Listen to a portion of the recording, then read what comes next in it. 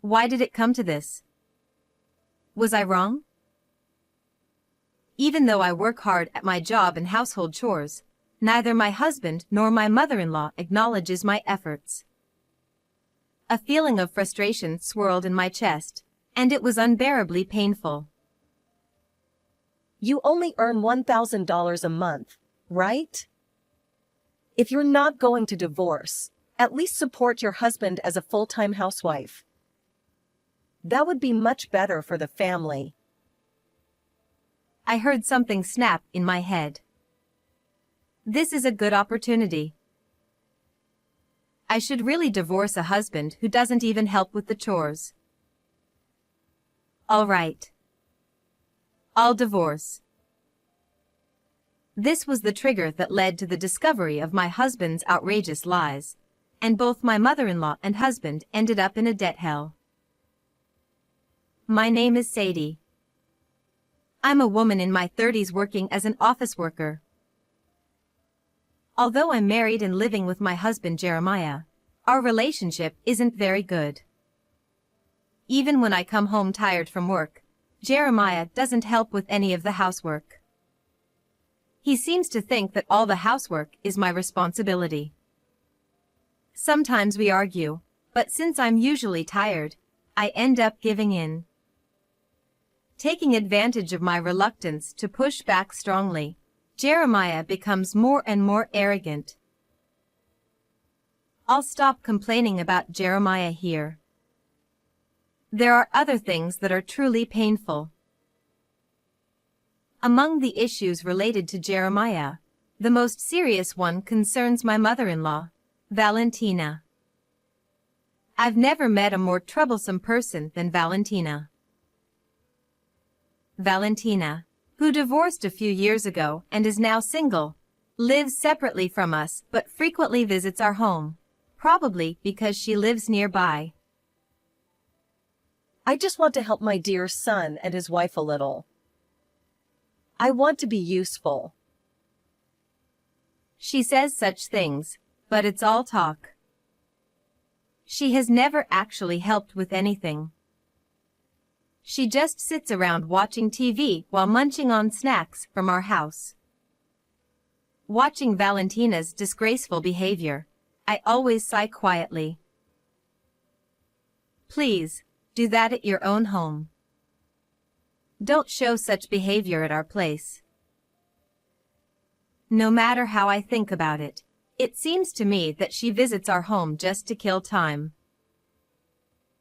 Well, it's still better if they just do nothing, but Valentina, together with Jeremiah, sometimes causes me a lot of stress. And it's the kind of stress that's unbearable and fatal.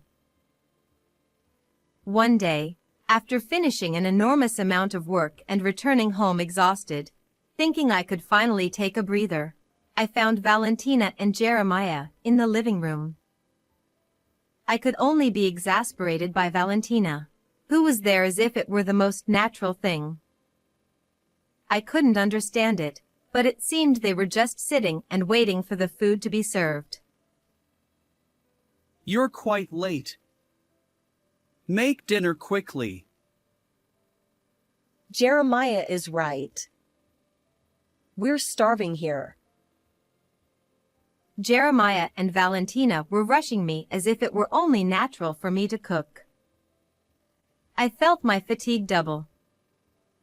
My work was just entering its busy season, and on this day, I had managed to come home relatively early. Jeremiah and Valentina didn't know this, so they said whatever they pleased without any consideration. Valentina, in particular, probably didn't understand the difficulty of my work or even the meaning of my work. It was useless to argue with such people. I'm sorry, I said, offering a perfunctory apology, and dragged my exhausted body to change clothes, tied the apron strings, and retreated to the kitchen. There wasn't much in the refrigerator. There were barely enough ingredients for 2 people, but making enough for 3 was questionable. It couldn't be helped. I didn't have the energy to go shopping after work, and I had no way of knowing Valentina would be there. Besides, it was absurd that I had to cook for Valentina as well. I sighed as I cut the carrot that had been lying in the corner of the refrigerator. The sound of the knife chopping the carrot mixed with the sound of the TV and the exaggerated laughter of Jeremiah and Valentina from the living room. I wished they would at least help, but it was always like this, so there was nothing I could do. Forcing my tired body to move, I somehow continued cooking. I managed to prepare soup, reheated bean sauté, and salad, making 3 dishes each. Just as I was about to carry them to the living room, Jeremiah, lured by the smell, came in. His face gradually clouded over. The next moment, Jeremiah and Valentina said something shocking. What is this?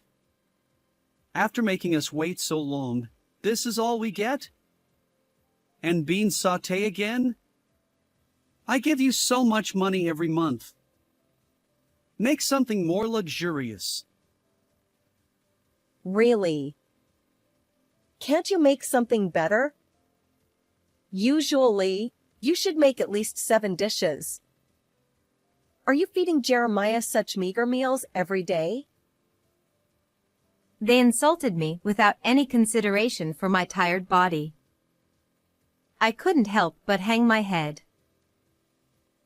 Making more than 7 dishes for dinner every day after work is impossible for an ordinary housewife.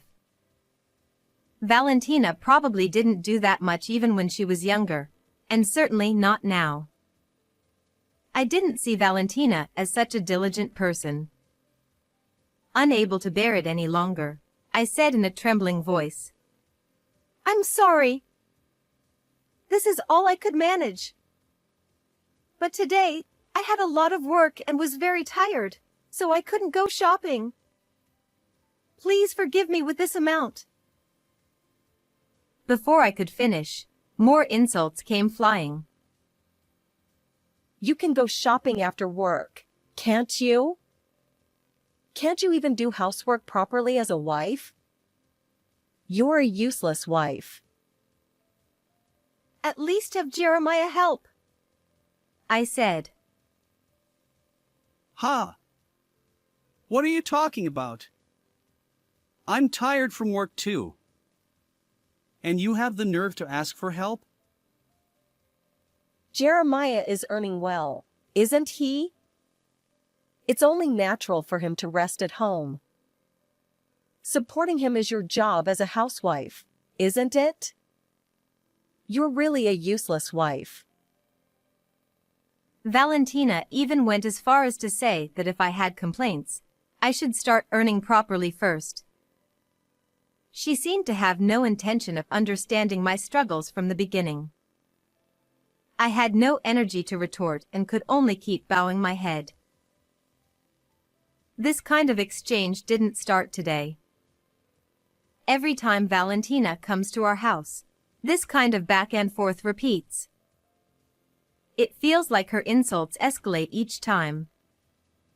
Especially recently, I've been called a useless wife more frequently. I may not be perfect as a housewife, but I want her to understand that I'm doing my best. I can't endure this much longer. One day, after such incidents had been continuing, I took a paid leave and stayed home from work. Seeing my pale face at the office, my boss, unable to bear it, gave me the day off. It was truly a blessing amidst the ongoing busy season. Fortunately, Jeremiah was out for work. I was genuinely relieved, not knowing what kind of argument might ensue if we met. That morning, thinking I could finally relax, I heard the front door open violently with a clatter. Suspecting something, I jumped off the sofa and rushed over, only to find Valentina standing there as expected. By now, I was used to it, but does this person not have the concept of ringing the intercom? Oh? Jeremiah isn't here today? she said as she barged into the house. Valentina plopped down on the sofa where I had been lying just moments ago. Why are you at home today? When I said I had the day off, Valentina let out a conspicuous sigh. You took paid leave, didn't you? With such little earnings, you don't have time to rest, do you? Somehow, she seemed even more irritable than usual today. Valentina noticed the leaves of the houseplant next to the sofa. A thin layer of dust had settled on their surface. By the time I realized it, it was too late. Valentina slid her index finger over the leaf, showing me the dust she had collected, and said, What is this? Are you really cleaning properly? Her words accusing me of neglecting my cleaning duties were mercilessly thrown at me. Valentina's eyes moved to the hard-to-clean areas like the window sills and the corners of the room. Harsh words kept coming, criticizing this and that. I could only look down and endure it. Honestly, it's strange that an elite like Jeremiah married a poor woman like you. The lecture had somehow shifted to my marriage with Jeremiah. Valentina seemed to still hold a grudge about my lack of financial stability at the time of our marriage. Indeed, back then, I was undeniably poor. My income was not high, and my lifestyle and appearance were modest. But I have changed since getting married. I work hard to support our household and earn a respectable amount. Why should I be dragged through the mud for my past and called poor? I almost started crying but held back. Just divorce Jeremiah already. Suddenly, those words were thrown at me. Her reasoning seemed to be that her son, an elite, deserved someone better than a poor woman like me. The sudden words pierced my heart. Even though I don't love Jeremiah now, the word divorce was quite a shock. It felt like my existence, which had been clinging to the somewhat stable concept of family, was being exposed. Divorce, just like that. Valentina continued with even more surprising words. Jeremiah earns $70,000 a year. And yet, what was that dinner the other day? Such a meager meal. Poor Jeremiah. I had no idea what Valentina was talking about. You only earn $1,000 a month, right? If you're not going to divorce, at least quit that job and support Jeremiah as a full-time housewife. That would be much better for the family. How did you even know about our income? Jeremiah showed me the bank account. He said he earns this much. I was stunned.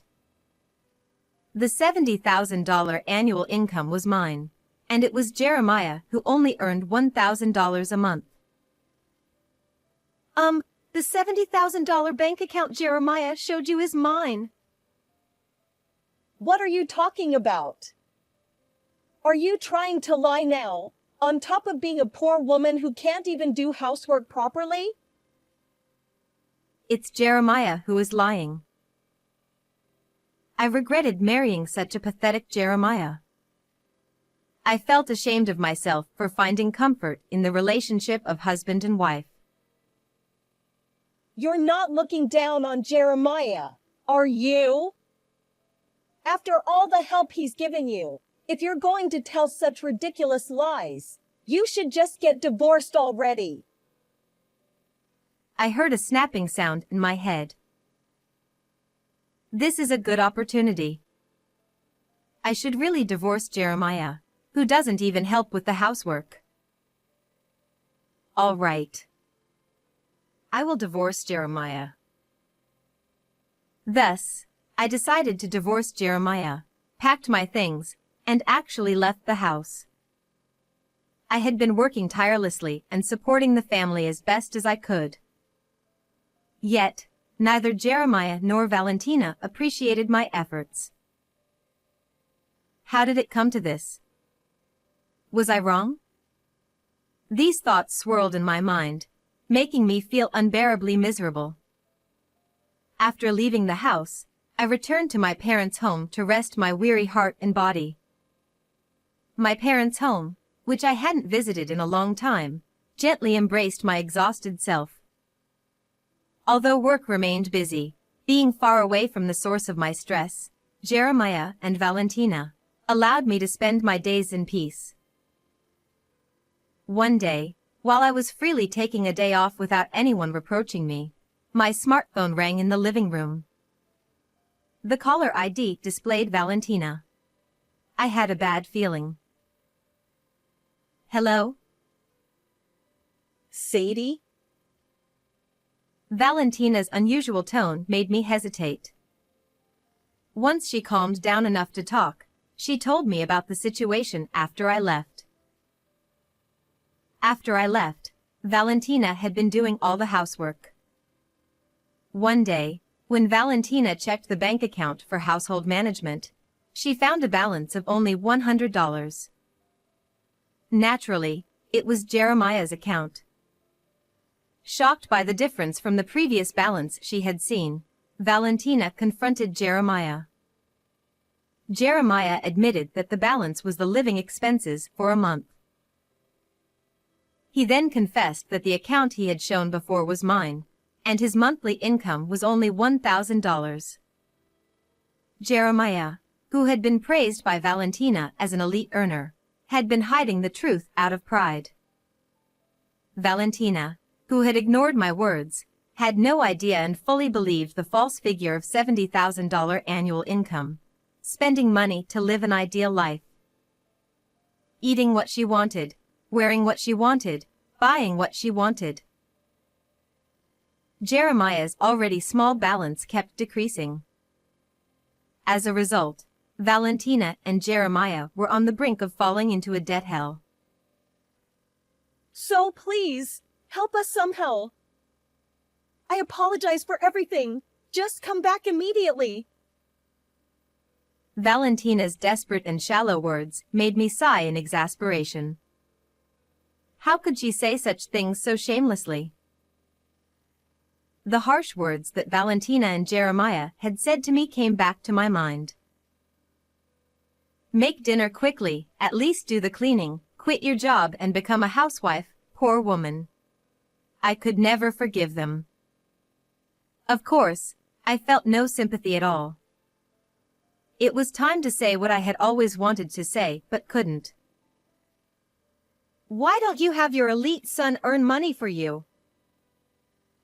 I coldly said that and hung up the phone with a click, leaving Valentina's voice, which was making some noise on the other end, behind.